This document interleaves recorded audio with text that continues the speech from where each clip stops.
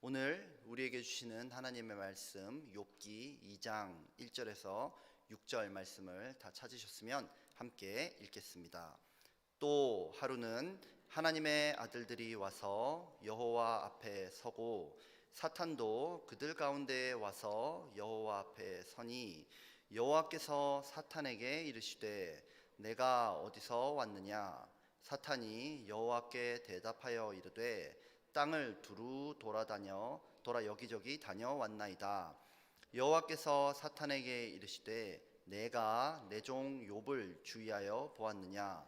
그와 같이 온전하고 정직하여 하나님을 경외하며 악에서 떠난 자가 세상에 없느니라.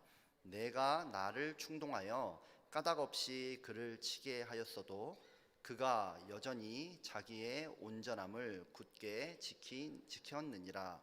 사탄이 여호와께 대답하여 이르되 가죽으로 가죽을 바꾸오니 사람이 그의 모든 소유물로 자기의 생명을 바꾸올지라. 이제 주의 손을 펴서 그의 뼈와 살을 치소서.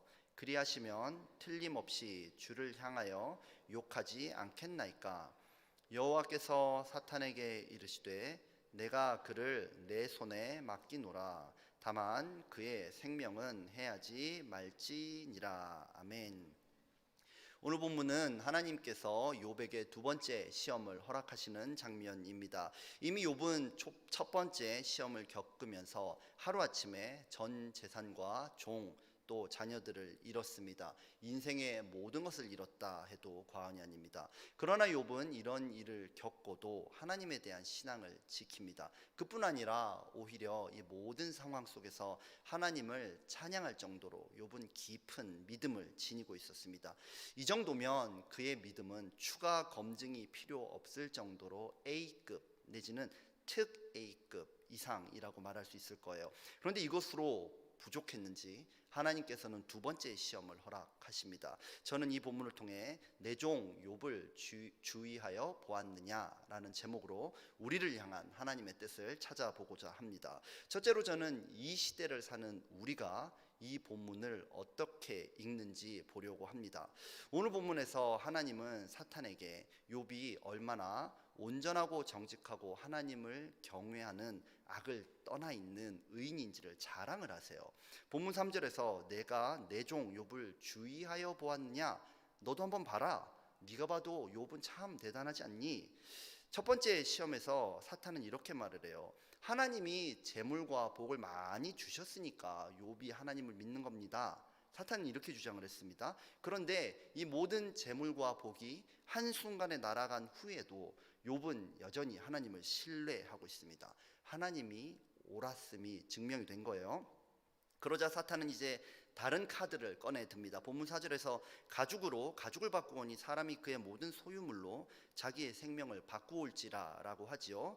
가죽으로 가죽을 바꾼다. 등가 교환입니다. 사탄이 하는 말이 무엇입니까? 사람은 자기 생명을 건지기 위해서라면 전 재산도 안 아까워하잖아요. 그죠? 욥은 모든 재산을 잃어버렸지만 자기 재산을 잃어버렸음에도 생명은 보존하지 않았습니까? 그러니까 생명을 쳐봐야 이게 진짜 믿음인지 아닌지 확인할 수 있다.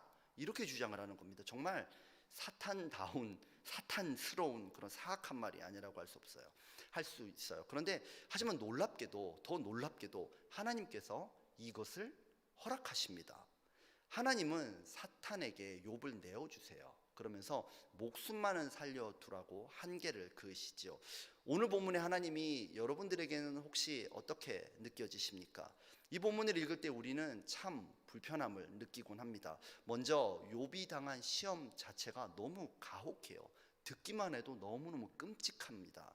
우리가 만약에 전 재산을 투자한 그 주식이 하루아침에 폭락해서 종이조각이 됐다든지 아니면 내가 평생 동안 일군 사업이 하루아침에 부도가 난다든지 사랑하는 가족을 안타까운 사고로 하루아침에 다 잃어버린다면 우리는 어떨까요? 우리는 아마 제정신을 유지하기조차 어려울 것입니다. 거기다가 이제 내 생명까지 위협해 들어오는 병이 생긴다면 우리는 과연 그런 상황을 견딜 수는 있을까요? 그러나 이 극한의 시험 강도보다 우리를 더 불편하게 하는 점은요, 믿음의 결과가 축복이 아니라 고난이라는 데 있습니다.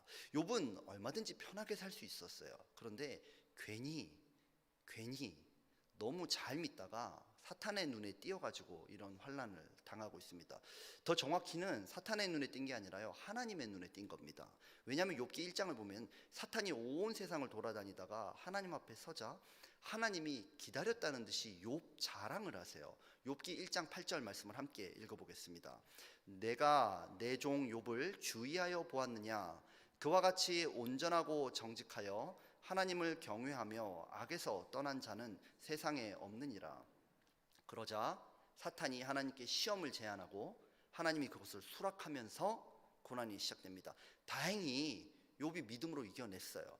근데 이제 하나님이 좀 가만 계셔 주시면 좋겠는데 욥기 2장에서 또다시 똑같은 표현을 사용해서 욥을 칭찬하십니다. 그러니까 잘 믿으면 믿을수록 하나님의 눈에 띄지 않겠습니까?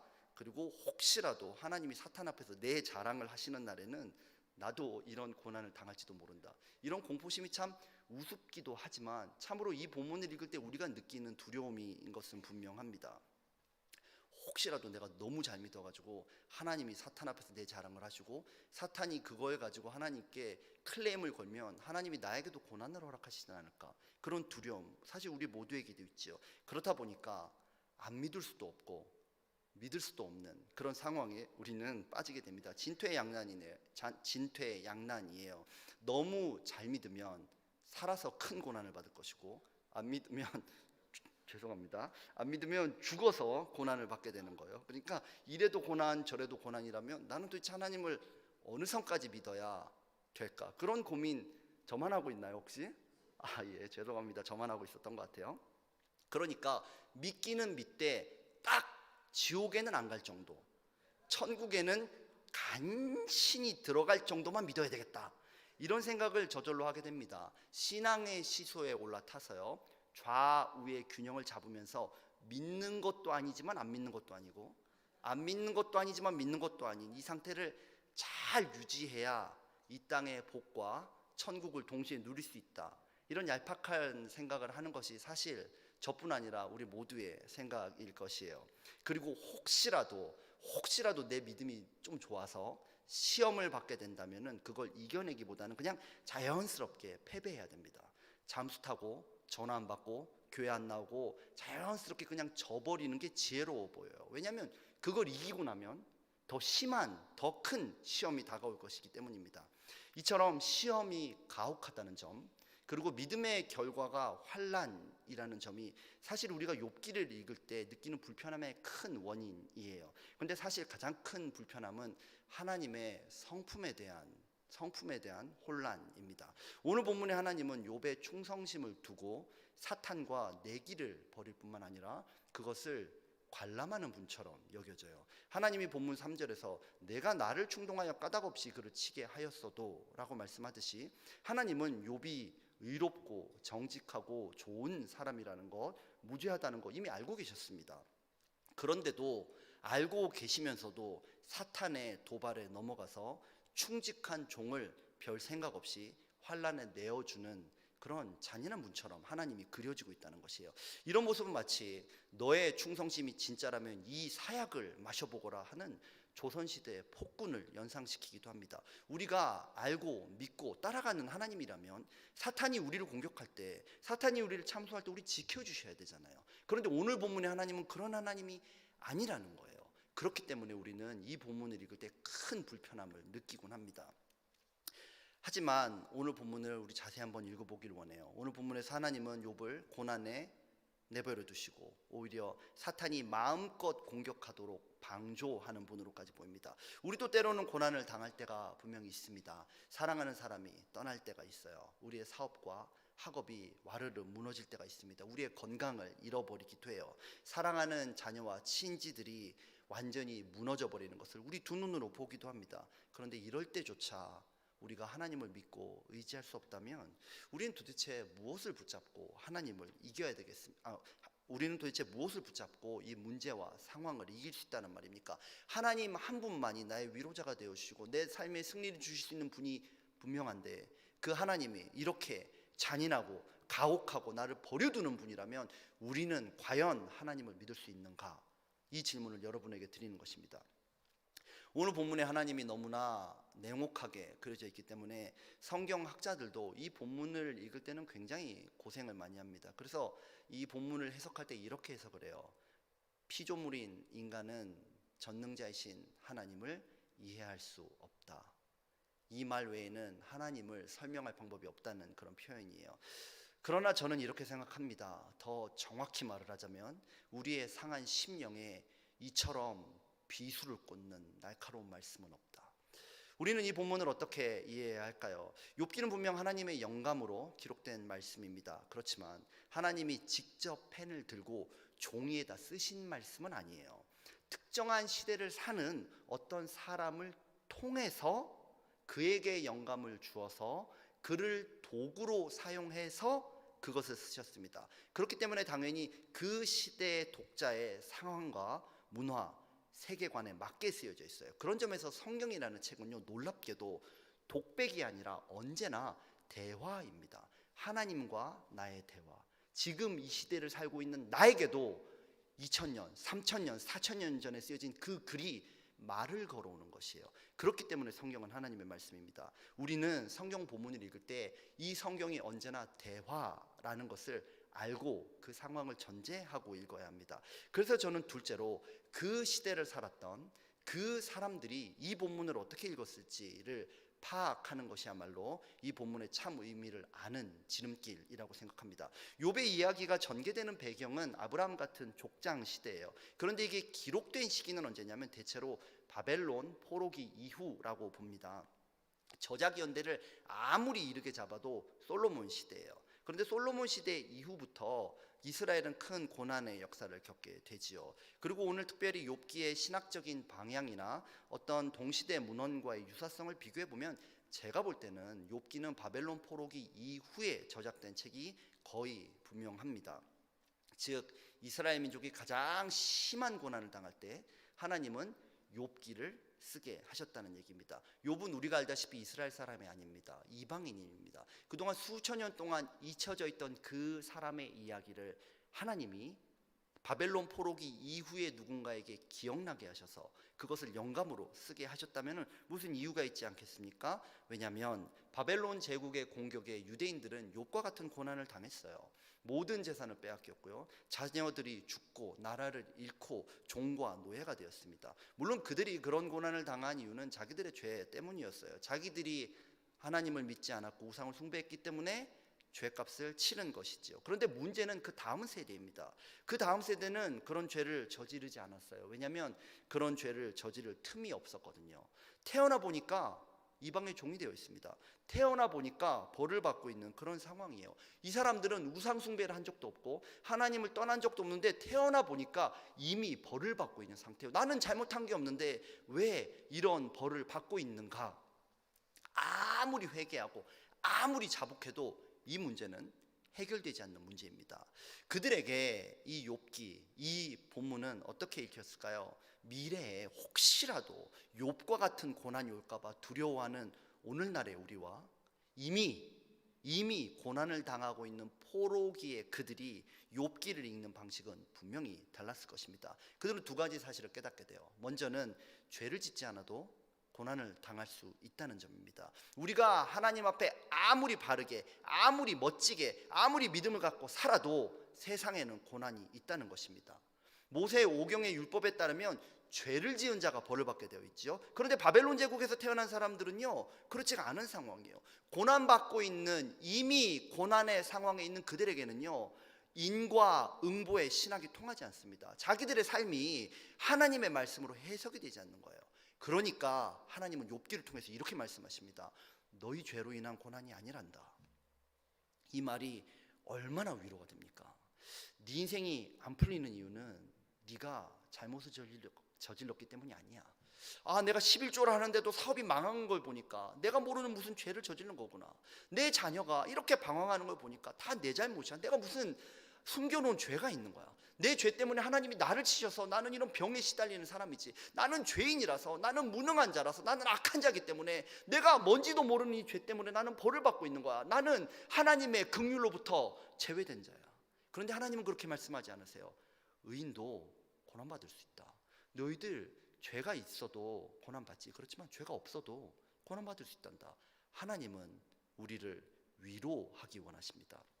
우리는 너무도 쉽게 타인과 또 자신을 정죄해요. 그런데 하나님은 그게 아니라고 말씀하십니다. 오늘 본문에 따르면 고난은 꼭 죄에 대한 벌은 아닙니다. 하나님 앞에 바르게 살아도, 의롭게 살아도 고난이 닥칠 수 있어요.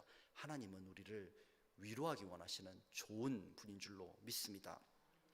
그런데 이런 위로는 참으로 놀라운 것이에요. 왜냐하면 내가 아무리 의로워도 고난을 당할 수밖에 없다면 이 고난을 이길 수 있는 힘은 나에 의해 있지 않고 오직 하나님의 은혜에만 있기 때문입니다. 하지만 우리에게는 우리가 어떤 죄인이라 할지라도 우리를 사랑하시고 우리를 부르시는 주님이 계시지요. 내 모든 죄를 십자가에서 대속하시고 나를 의롭게 예수님은 나를 의롭게 만들어 주셨는데, 그럼에도 불구하고 우리에게 고난이 있습니까? 예수님은 우리를 위로하는 분인 줄로 믿습니다. 그런데 이것만큼이나 놀라운 사실 하나를 또 깨닫게 돼요. 아무리 큰 고난을 만난다고 해도, 사탄이 내 삶 전체를 흔들어 격동하는 고난이라 해도 결국 이 모든 고난의 시작과 끝은 하나님이 주관하신다는 것입니다. 사탄이 욥에게 주목하기 전에 하나님이 먼저 욥에게 주목하셨죠. 하나님은 포로기에 이스라엘이 겪고 있는 모든 고난을 처음부터 끝까지 다 주관하고 계시다는 믿음의 고백이 바로 오늘 욥기입니다. 그 말은 뭡니까? 언젠가 이 고난은 하나님이 주관하는 거기 때문에 언젠가 이 고난은 끝이 날 것이고요, 이 고난이 끝나고 나면 하나님의 은혜의 빛이 임할 것이란 것입니다. 그렇기 때문에 오늘 이처럼 가혹하고 냉혹해 보이는 하나님이야말로 참된 복음의 하나님, 위로의 하나님, 사랑의 하나님인 줄로 믿습니다.